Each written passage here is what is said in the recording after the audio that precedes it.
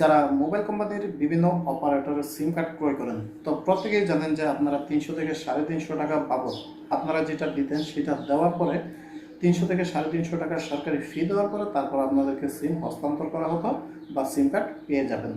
তো বর্তমানে 2026-27 অর্থ বাজেটে বিভিন্ন ধরনের কল্যাণমুখী কিছু আপনার প্রকল্প নেওয়া হয়েছে বা কিছু নিয়ম নেওয়া হয়েছে।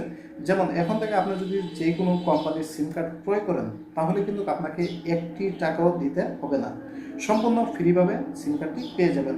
মাননীয় অর্থমন্ত্রী এখানে কিন্তু বিষয়টা স্পষ্ট করছেন। সংসদ বক্তব্য, বাজেট অধিবেশনের বক্তব্য চলাকালে এই বিষয়টা কিন্তু আপনাদেরকে জানিয়ে দিচ্ছে যে এখন থেকে যে কোনো অপারেটরের সিম কার্ড পেয়ে যাবেন আপনারা সম্পূর্ণ ফ্রি।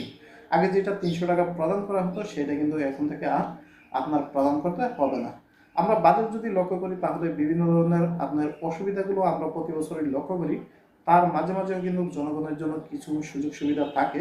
সেই সুবাদেই কিন্তু বর্তমানে এই ধরনের একটা সিদ্ধান্ত নিয়েছে, যারা সিম কার্ড ক্রয় করবেন তারা এখন থেকে সম্পূর্ণভাবে ফ্রিতে সিম কার্ড ক্রয় করতে পারবেন।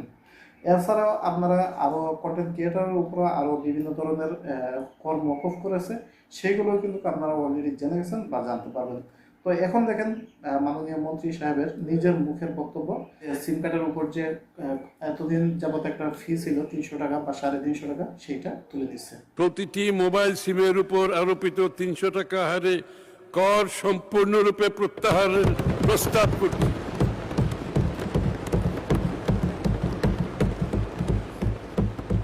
এখন থেকে সিম ফ্রি, আর টাকা দিতে হবে না।